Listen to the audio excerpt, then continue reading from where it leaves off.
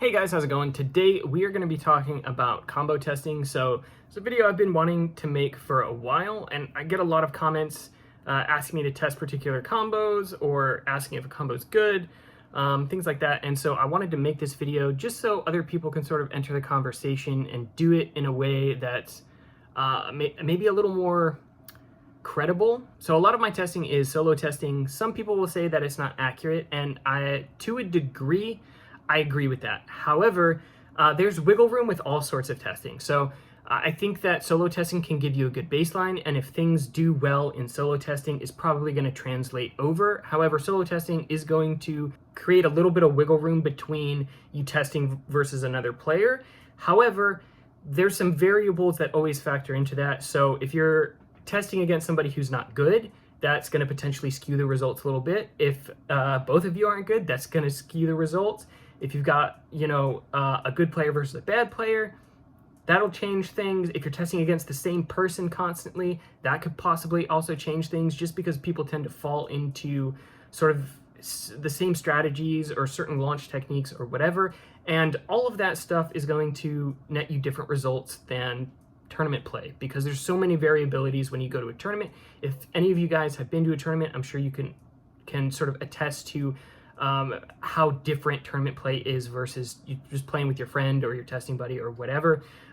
However, like I said, I do think solo testing, if that's all you got, I think it's a good baseline. And generally speaking, any sort of testing you do, as long as you're tracking it, is probably going to translate over. It might skew the results a little bit, but like I said, it's a good baseline. So some of the combos that I've submitted on the channel that I've done solo testing for is things like Phoenix on 560 point, Wizard Rod on 570 hexa, Leon Crest on 760 points, most recently Silver Wolf on 960 hexa, which has not really entered the meta in terms of statistical results yet, but I do think that will end up doing pretty well. And all of those I've sort of tested on my own. I generally speaking, when new releases come out, I usually try to avoid watching any sort of competitive testing videos, because I don't want it to influence my ability to sit down and find combos for myself and test things for myself. I don't want to become biased off of somebody else's content. So usually I'll try to test things, and then I'll go and watch everybody else's content and see what everybody else is using. And sometimes the combos I come up with are pretty good, and sometimes they're not as optimal as they could be. Things like Tyranno Beat on 160 low flat is a combo that I've done.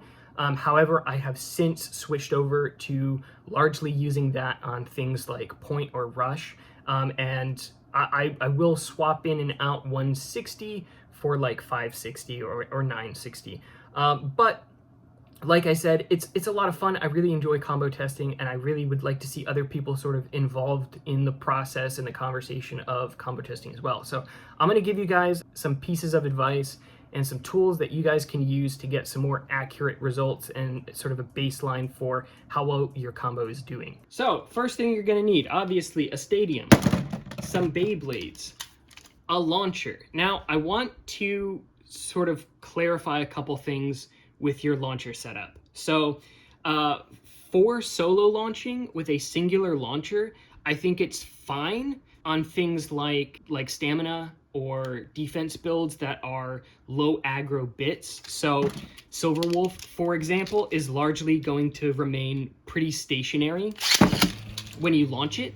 So this is an example of something that you could launch with a singular launcher and get relatively accurate results, just because the pattern's not going to vary that much. Let's say you're testing attack versus defense. I think solo launching is fine, especially if you want more accurate sort of launches. If you're trying to do specific launch techniques, I think it's totally fine to use a singular launcher. However, if you have two Beyblades that are on aggro bits, it's going to be much harder for you to solo test that with a singular launcher, because it's going to skew the stamina on whatever you launch first massively, just because they're so much more aggressive. They're going to end up tanking stamina on the rails. They're going to end up, the movement pattern is going to be sort of all over the place by the time you get the second Beyblade in. So I don't particularly recommend a single string launcher for things like aggro bits, or even like stamina versus stamina. If you're trying to figure out like a mirror match, like let's say Wizard Rod on 960 ball versus Wizard Rod on 960 free ball, you end up losing stamina by the time you get the other Beyblade in, and that can sort of skew results as well, which is why I recommend something like this. This is the Noozle Launcher Grip. So I have a link to Noozle's shop down in the description. I use this in most of my combo testing videos. It allows you to attach 2 string launchers together. You can also get these for rip cords, and I use a 15-degree attachment, which allows a slight angle. So you can launch it level, and you'll have a marginal angle on both launches, or you can tilt one, get one flat, and get a more aggressive launch on the other. And that's what I do a lot of times if I'm testing things like, let's say Wizard Rod. I'll sort of flat launch and then get a more aggressive launch on whatever's on this side. So let's say it's an attack build. So for example, I'll have Silver Wolf on 960 hex on this one, and we'll have Leon Claw on this one. If I'm able to launch it level, I get a little bit of an angle on both. But if I just tilt back to me some, this one will be a little bit more level and this one will be more aggressively tilted.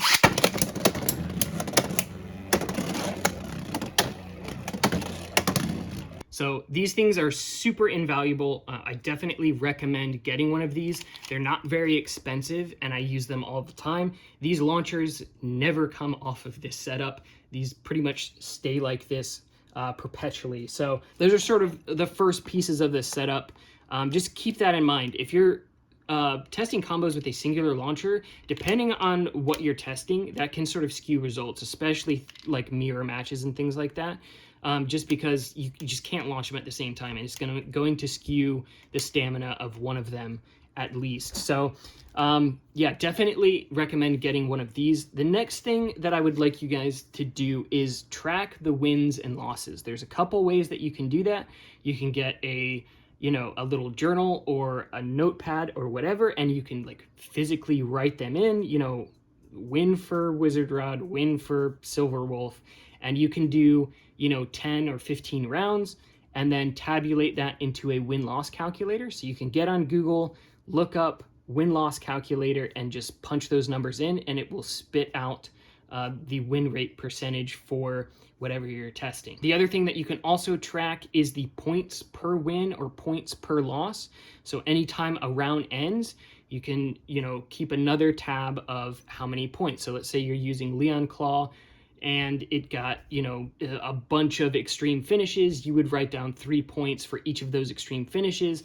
And at the end of 10 rounds, you would have the total number of points for, Leon Claw, the total number of points for whatever else you're testing against. And you could compare that too, because that's a statistic that a lot of people don't account for either, is something could have a potentially lower win rate, but a much, much higher point per win. So maybe the risk of a potential coin flip is worth it because your points per win is so much higher.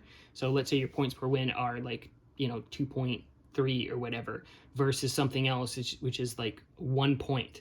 The extra point for that might be worth it with a lower win rate percentage. So something to keep in mind. So you can just use, a notepad, or you can have your laptop out or an iPad or your phone, and you could just physically put it into a notepad, or you could bring up the win-loss calculator and punch it in as you're doing it. There's also a tool that was created by a Beyblade user that basically tabulates everything for you. This is a very useful tool. I should be using this more. I don't use it as much as I should, but this is a super handy tool as well. I'll have this linked down in this description for you guys to check out as well. That's basically what I do, and I will sit here and I'll test. There's no perfect number for the amount of rounds that you should test when you're doing this. I do at least 10, and usually when I end up doing a combo video, it's after I've already tested for quite a while, and I'm like, okay, this feels pretty good. Let's go ahead and see what the numbers look like. But I would, if you're doing like videos or things like that, I would do at least 10 rounds, 10 to 15 rounds, per matchup or whatever. Is, the more matches you do, the more accurate that number is going to end up looking like. So keep that in mind if you're doing like 3 rounds, and, they can skew the results because you could have, luck plays a factor in Beyblade. So the more rounds you do, the more accurate that number becomes, and luck sort of starts to sort of factor out a little bit more. So keep that in mind. More rounds you do, more accurate it's going to look. So that's pretty much it. I think that's pretty much everything that I wanted to cover. Like I said, if you have a friend that can test with you, that would be optimal. But if you're solo testing, like I said, a lot of my stuff is solo testing, just using this or using a solo launcher. And, you know, I just track everything. And, you know, statistics don't lie. They can be skewed, but they don't lie. So it may not be 100% accurate if you're solo testing or testing with a friend who's not very skilled, but it'll give you a good baseline, and then you guys can sort of enter into the conversation, be like, okay, this combo is good. Here's the statistics. This had a 70% win rate against this, a 50% win rate against this. It had this many points per win.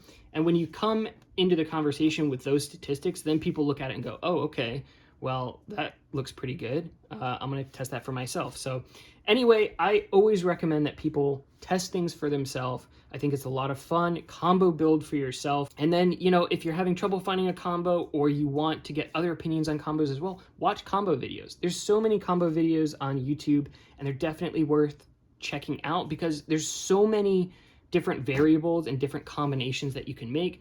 It's going to be very hard for you to test every possible combination and find out what it's good on and what it's good against, because there's so many variabilities for what you're testing against too, what combos there are. So, you know, something new could come out and it could make something old substantially better just because the part fits it better. Or something new that comes out might be really good against something that was previously you know, dominating the meta and things like that. So it's, I don't know, I find it to be a lot of fun, and I recommend that you guys do it as well. So anyway, thanks for watching, guys. If you have any questions, please leave them down in the comments below. I always enjoy reading the comments, and if I wasn't clear on anything, I'd be happy to answer any questions. Like I said, the Noozle link will be down in the description. Code Nazuma gets you a discount on these as well. And if you guys need any future Beyblade pickups, feel free to check out Spin City Imports. They have all of the latest releases for Beyblade X. So yeah, hit the like button, subscribe if you haven't already for future Beyblade content, and I will see you guys in the next one.